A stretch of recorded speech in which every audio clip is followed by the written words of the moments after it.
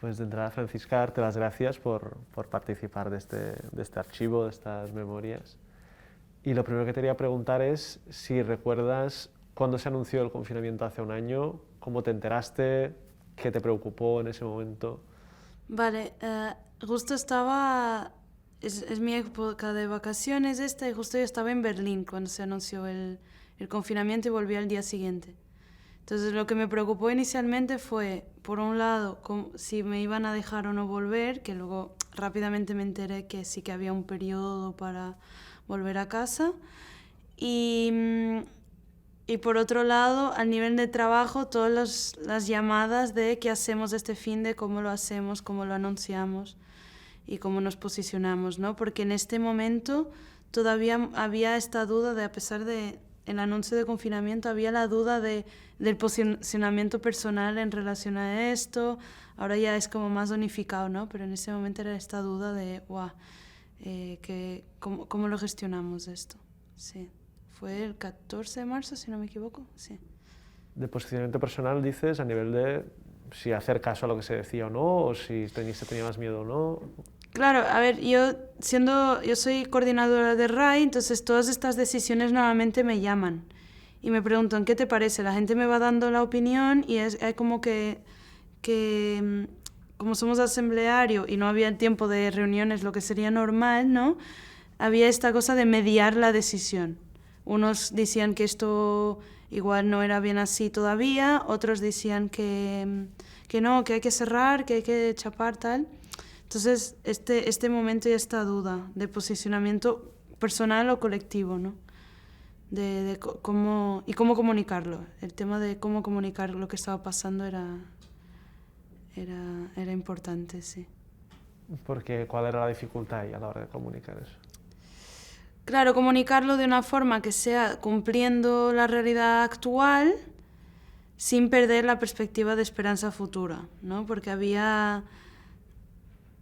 igual ya estoy mezclando temas, pero había esta cosa catastrófica de lo que estaba pasando, ¿no? De, wow, ahora a ver cuánto tiempo durará esto. No, serán solo 2 semanas. Pero quería también, tanto a nivel personal como a nivel laboral y de equipo, que la idea de futuro no se perdiera y que no fuera esta sensación de se nos cae todo, ¿no? Entonces, a ver, era... No sé, no te sé ahora decir muy bien cómo lo gestioné, pero era esta sensación. Y justo estaba eso en Berlín con mi hermano, que nos habíamos pegado un par de días juntos porque, bueno, siendo inmigrante, mi familia está en Portugal, pues de cuando en cuando encontramos estos momentos y era como, va, pues habrá que volver a Barcelona con todo este pipote que está pasando. Y eso, era un poco la realidad de ese día en concreto. Y la perspectiva de volver, ¿te da la sensación de volver a un sitio menos seguro que el sitio en el que estabas o no? Bueno, no tan menos seguro, al final volví a casa, había la duda, inicialmente mis padres me llamaron, se quería volver a Barcelona, a Portugal. En mi caso no había la duda de volver a mi casa aquí, porque llevo mucho tiempo aquí, pero la duda de tiempo, de temporalidad, yo creo, de qué es lo que está pasando, cuánto tiempo durará, la duda. Pero no, tampoco me provocó ningún tipo de ansiedad o... creo que he entrado en modo pragmático, en modo máquina, en cómo lo podemos gestionar, ¿no? La emoción ahí pues tuvo un momento, pero luego ya se bajó y dijo, vale, volvemos y a ver con qué nos encontramos. Y esto, este frenar la emoción ahí, no sé si crees que luego ha salido por algún otro lado. Bueno, me ha salido mucho más tarde. Me ha salido en realidad como hace muy poco tiempo. Estuve todo el año en modo muy máquina. Sí, sí. Recién al inicio del 2021 es que empecé a sentir pues el proceso emocional que debería haber sentido a lo mejor a lo largo de todo el año 2020. ¿Y cómo se gestiona eso, ¿no? En ese momento? Se gestiona bueno, en mi caso con mucha honestidad, con comunicar a la gente que tenía alrededor lo que estaba pasando, no recordar, pero hacer un apelo a de, mira, en 2020 he estado aguantando un poco todo esto, he hecho lo mejor que podía y sabéis de eso, ahora necesito un poco de comprensión porque me está cayendo ahora. Y bien, o sea, no, en realidad se pudo gestionar, se está gestionando todavía en realidad. Y cuando empieza el confinamiento, ¿no? Y RAI cierra, ¿qué pasa con las actividades que se hacían ahí, ¿no? ¿Eso se vehicula de alguna manera? ¿Se puede hacer algo? Sí, tuvimos que ir caso a caso. El tema de la decisión global no fue posible porque había que ser muy humanos a la hora de decidir qué hacer. Entonces, a nivel de formaciones, algunas se les devolvió los dineros de inscripción o de cuotas que ya habían pagado, otras han decidido postergar al futuro. A nivel de programación, pues hablar con cada artista y decidir qué es lo que querían hacer. Y a nivel de estructura, pues tomar decisiones de cómo nos vamos a aguantar y tomar decisiones ya a 4 o 5 meses vista, en esas 2 primeras semanas, porque no podíamos emocionalmente estar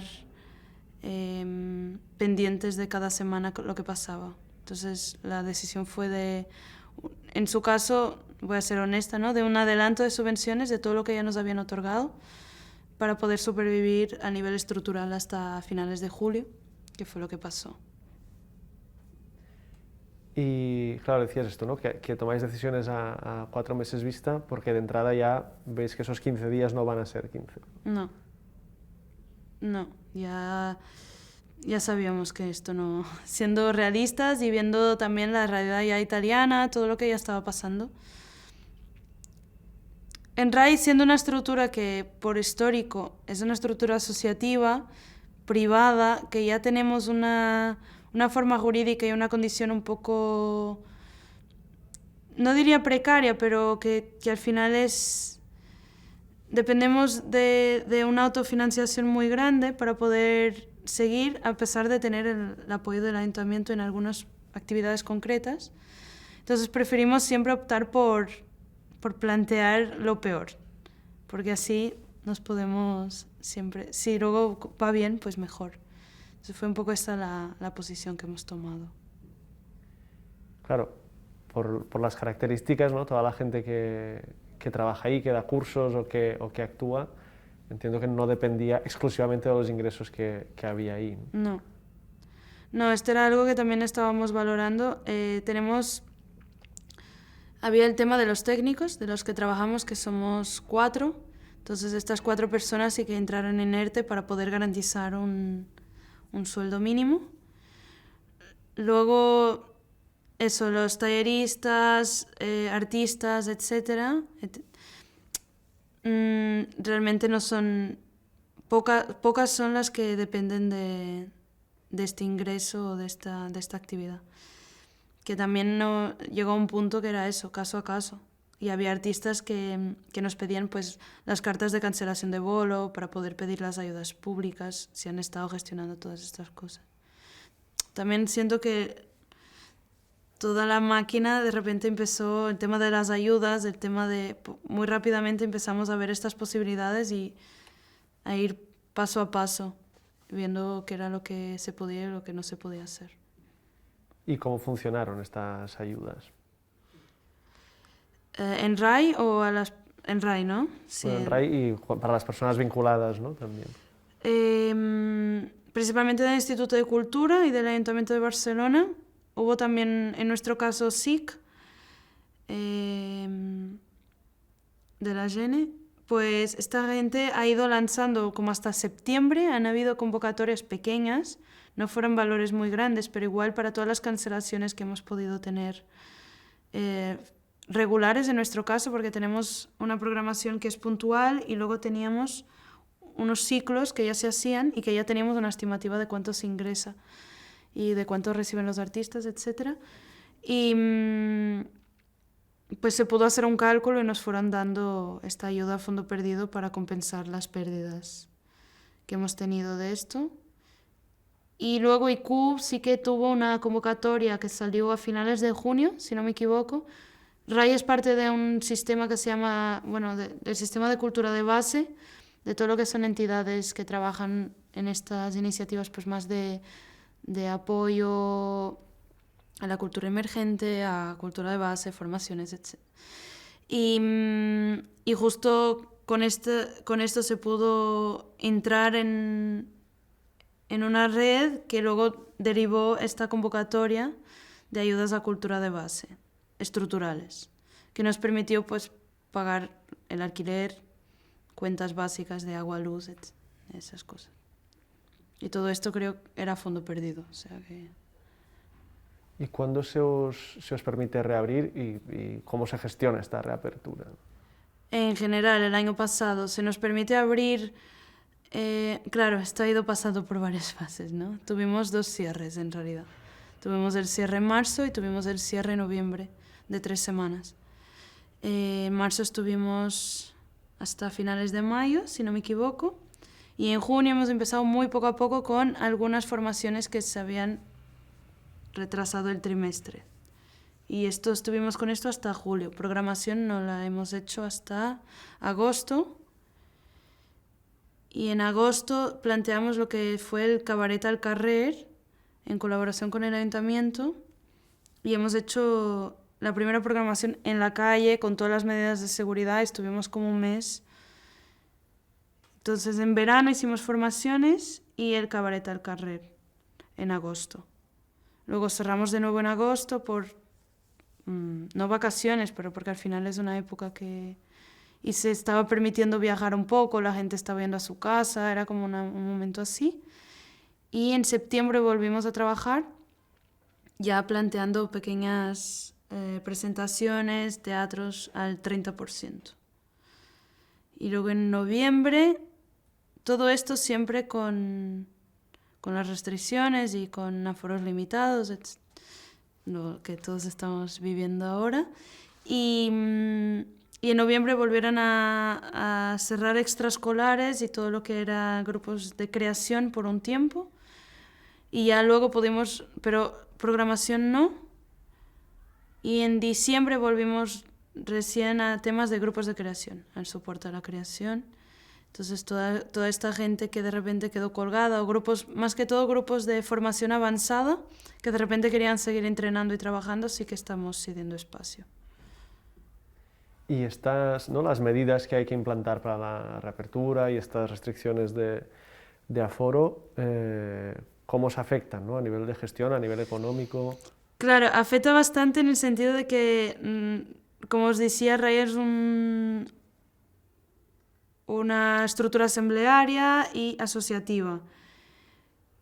Mucha de la financiación es propia y desafortunadamente estábamos en un proceso de profesionalización bastante grande al inicio del 2020, de oficialización de algunas cosas, y no hemos logrado hacerlo. ¿Qué pasa? Todo funciona a taquilla. Entonces, si tenemos un aforo de un 50%, pues los números de taquilla nomás nos sirven para pagar a los artistas y a la estructura, pero no hay beneficio.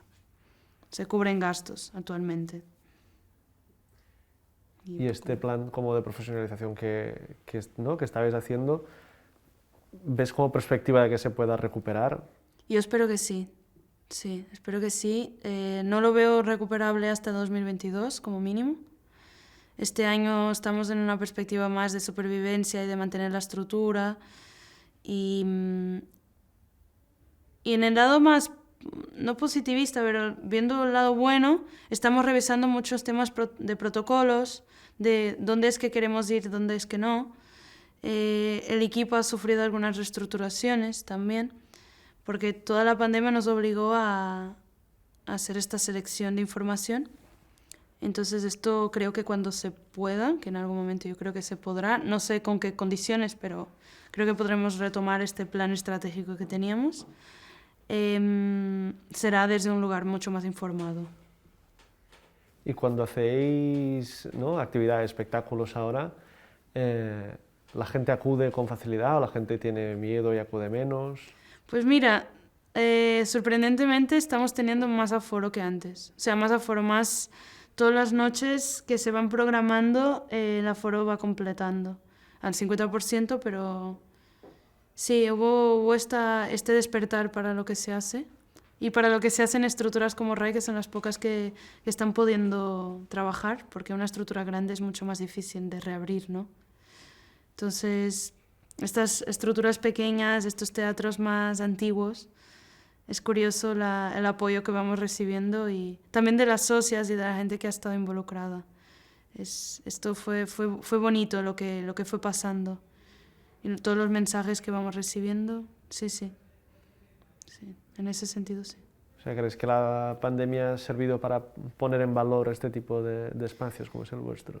Sí, yo creo que nos ha puesto mucho en valor y la importancia de espacios como estos para el público en general, porque a lo mejor tenemos precios más sociales que permiten a la gente seguir accediendo a la cultura después de este despertar para la cultura, ¿no? No sé, me queda la duda, se durará cuando se vuelva a abrir todo. Si no es que ahora es la única opción de ocio que tiene la gente. Me queda esa duda. Ya veremos lo que pasa en el tiempo.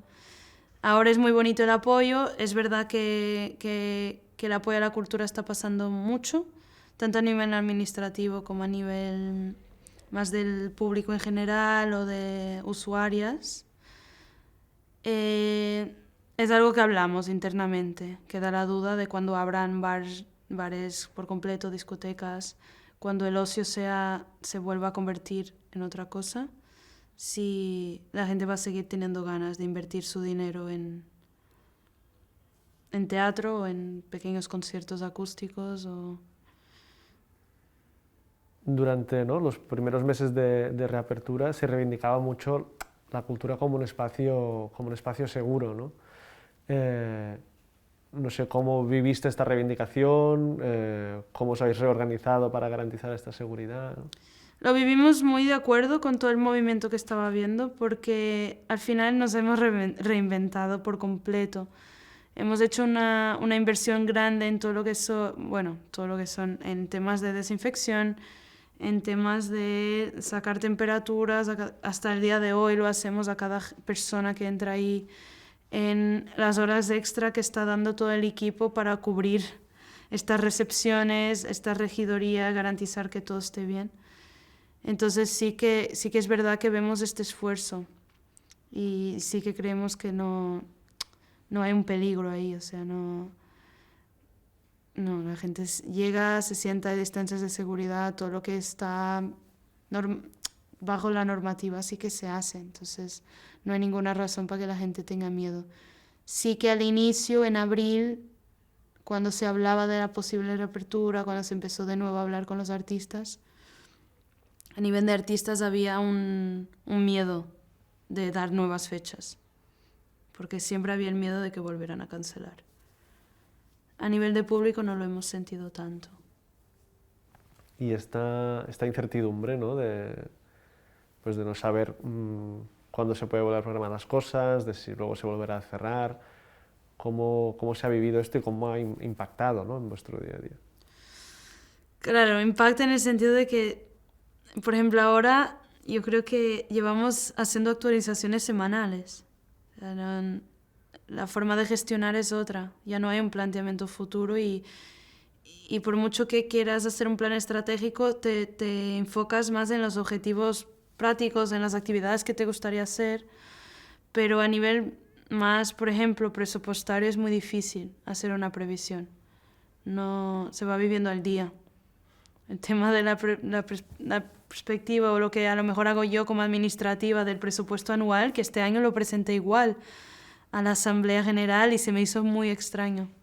No, sentía que les estaba contando un cuento porque hay un presupuesto anual que seguramente no se cumplirá porque no sé qué pasará. Entonces sí, ha cambiado mucho en chip mental. En llegar a trabajar, ver las noticias cada día, a ver qué hay hoy y cómo me adapto. Entonces esta es otra energía de trabajo, sí.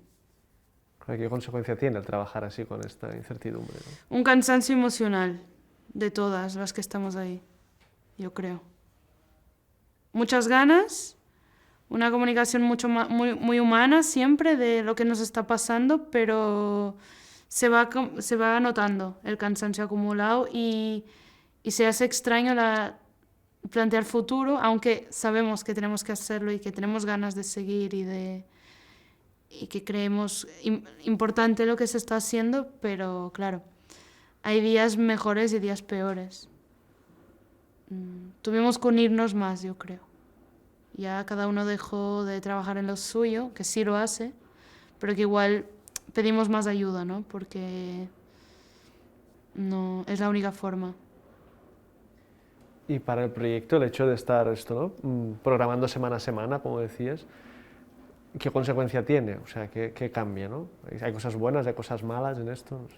Mira, a nivel de programación teatral, por ejemplo, no ha afectado tanto porque sí que de momento no ha habido muchas variaciones y nos parece que se va pudiendo programar, entonces ya se empieza a hacer una previsión de esto.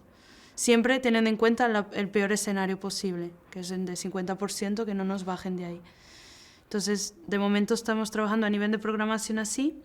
A nivel de, por ejemplo, el proyecto que tenemos de asistencia o de feminismo con mujeres, lo tenemos parado. No, es un proyecto que implica una relación muy grande física y no lo tenemos parado. Y a nivel de las formaciones es un poco caótico, porque cada semana hay que estar enviando la información actualizada a las posibles formaciones que empezarían la semana siguiente. Mira, al final no es esta semana, será la otra. Mira, al final, entonces como...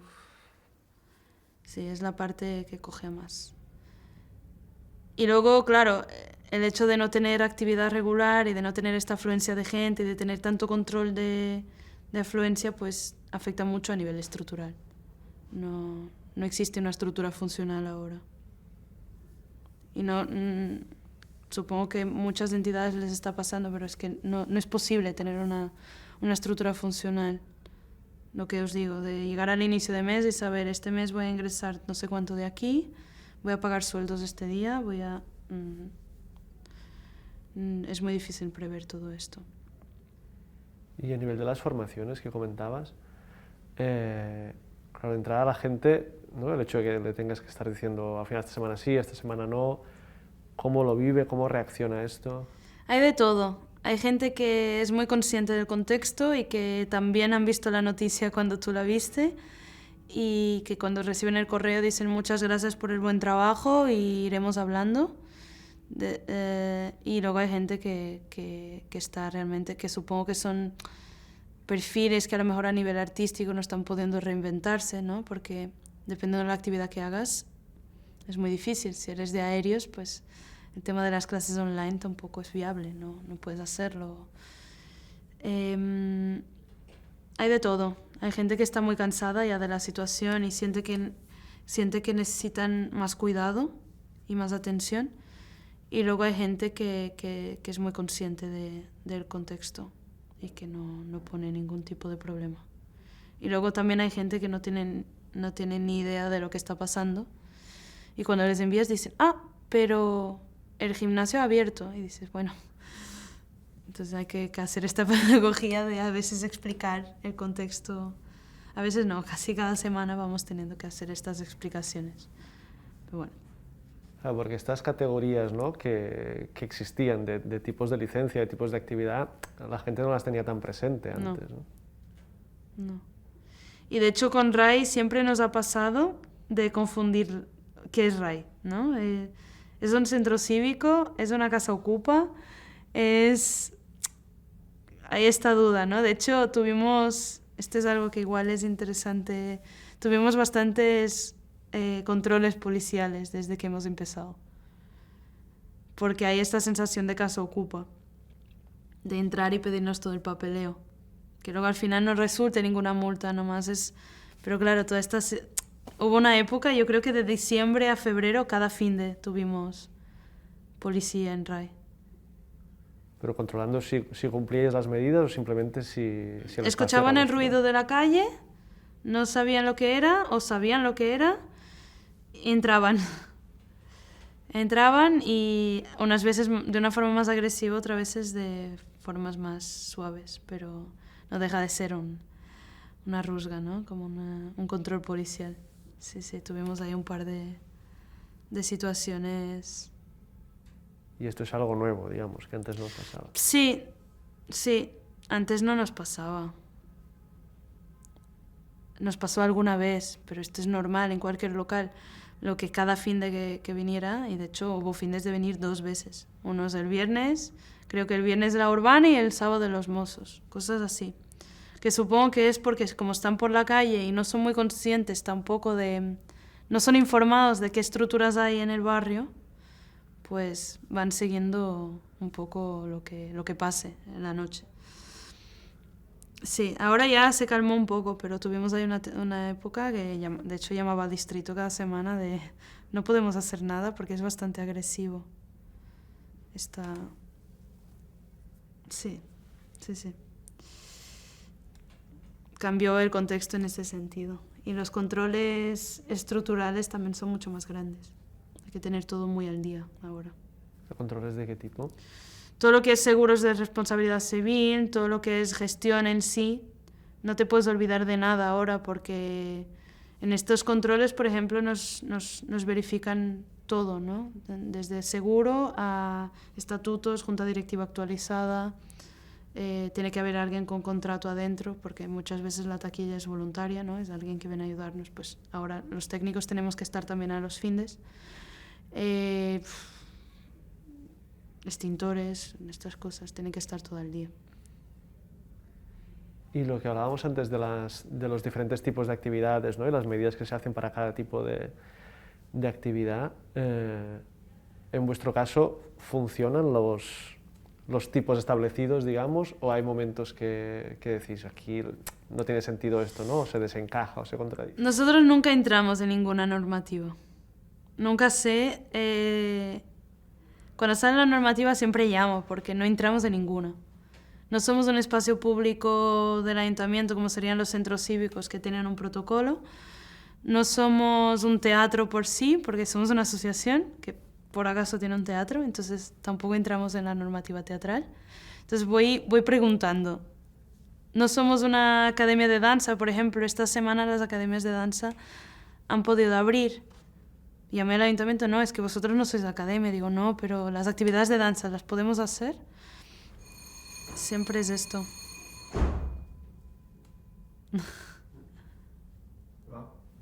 Un misterio. Bueno. Entonces, nuevamente, mucho en contacto con el distrito voy. Porque no entramos nunca en ninguna normativa, ¿no? Nunca se nos tiene mucho...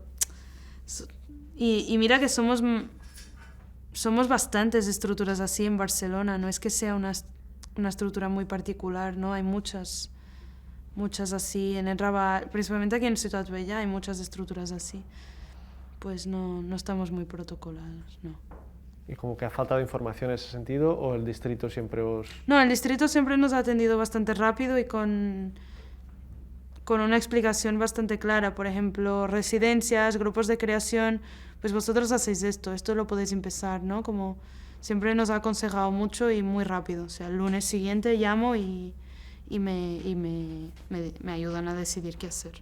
Sí, en este sentido, sí.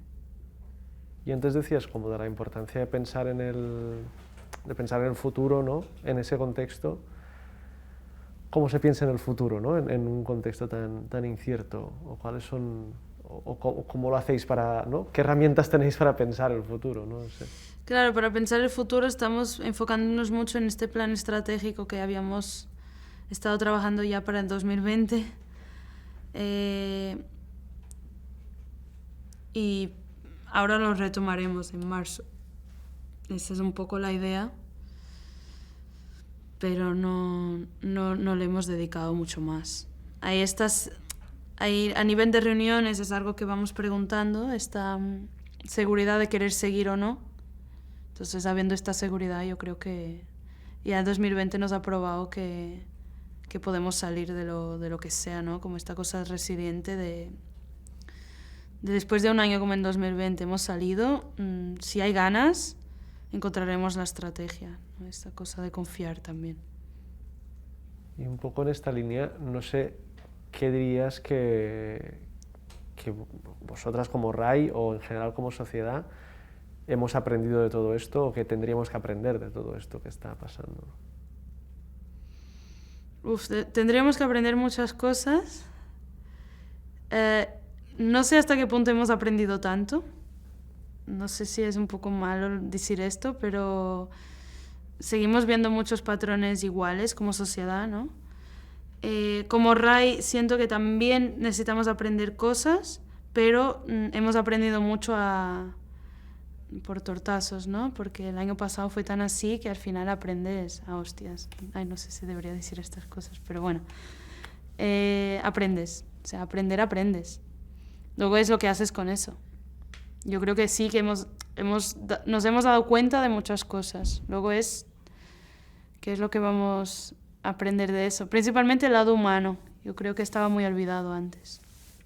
Y a ver si podemos, después de todo esto, que no sé cuándo será el después de todo esto, o mientras, yo creo que ahora ya estamos empezando, el tema humano, el tema de los cuidados, de los tiempos, creo que será el mayor aprendizaje de todo esto y ya dependerá de cada una y de cada uno hacer esa revisión personal y estructural. Nosotras en RAI sí que la revisión estructural la vamos haciendo, todavía no está terminada, todavía hay que apurar cosas y establecer objetivos pragmáticos para cumplir lo que estamos hablando estos días. Y eso igual puede tardar más de lo que nos gustaría. A nivel más personal o de sociedad, pues hacer ese trabajo de comprensión, ¿no? Yo creo que el tema que hablábamos antes de el cansancio emocional es real, ¿no? Como estas cosas que además son temas que se hablan mucho. Y a ver si de ahí podemos realmente hacer el cambio de chip para esta escucha. ¿Crees que este contexto nos ha hecho hablar más de estas cosas que antes? Yo creo que sí. Yo creo que sí, porque eran cosas que estaban muy invisibilizadas o ignoradas muchas veces, no por mal, porque la gente iba muy a full y el parón pues igual nos obligó a ver cuánta gente está cayendo alrededor o qué tipo de ritmos de vida estábamos creando que nos obligaban a olvidar estos procesos, no sé. A nivel personal es lo que pienso que ha pasado, esta conciencia del cansancio emocional y de la necesidad de cuidarnos como colectivos que trabajamos. Porque al final tu vida es construida de pequeños grupos, no se vive solo, ¿no? Entonces... Y a nivel de ciudad, ¿crees que espacios como el vuestro, ¿no? De cultura, de base asociativa, van a tener un valor distinto después de todo esto o a lo mejor no cambiará nada? Yo creo que sí, creo que nos hemos reinventado tanto y hemos hecho tan visible la importancia de estos espacios que creo que sí, que a nivel de ciudad se van a hacer y se están haciendo esfuerzos por escucharnos más. Yo creo que sí. Me gusta creerlo también, pero voy sintiendo eso. Principalmente, en nuestro caso, con distritos sí que sentimos eso. Que hay una escucha mucho más activa y mucho más...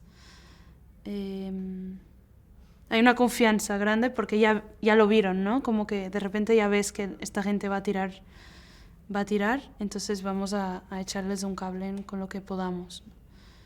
Y espero que esté pasando con todas las estructuras como la nuestra. Pues muchas gracias, Francisca. No sé si quieres añadir algo más que no hayamos hablado. No, yo creo que es eso, que a ver cómo pilláis estas entrevistas en un medio raro, ¿no? Como que todavía no ha terminado, todavía no tenemos una perspectiva de cuánto tiempo tardará. Hay aprox, hay teorías, etcétera. Pero bueno, yo soy bailarina, entonces siempre uso un poco la analogía del movimiento, ¿no? Que mientras te estés moviendo, algo pasará. Y ya nos adaptaremos. Yo creo que ahora ya hay confianza en eso, que podemos adaptarnos. Muchas gracias. A vosotras.